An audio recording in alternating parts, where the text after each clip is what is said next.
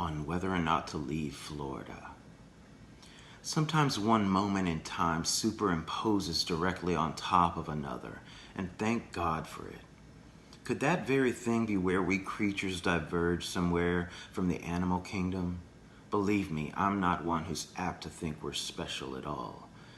So I can remember uncountable sunshine days sitting within my little fold-out chair on some Main Street, Florida intersection at the downtown farmer's market with my manual typewriter in front of me as I looked up to passers-by still enough to stop for a writing.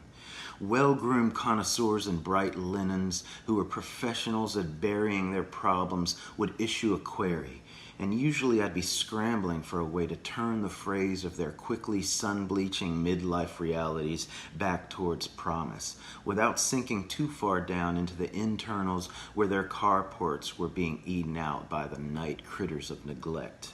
And a reoccurring scene began to play out when I started to announce that I'd probably be leaving soon and becoming the opposite of a snowbird to the ones with enough empathetic quality to ask about me. Yes, I'll probably get up to Michigan to hunker down and woodshed a good bit on my creative doings. They would give this incredulous look as though I'd lost my mind enough to suddenly not be the right candidate to be serving them verse and say, "Now why would you do that? There's nothing up there right now but snow and lifeless trees, people shivering in their igloo houses who can't even start their car. What do you want up there?"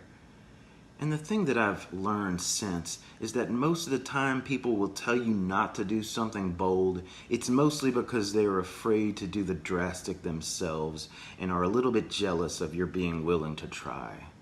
But all I knew was that I'd be leaving a place where too many people spent all their worrying on the surface hues of their surroundings, and I had both a phone and a computer filled with unreplied threads, ghosted and abandoned by virtual dogs turning their sniffers to the next newest smell to appear under the sun.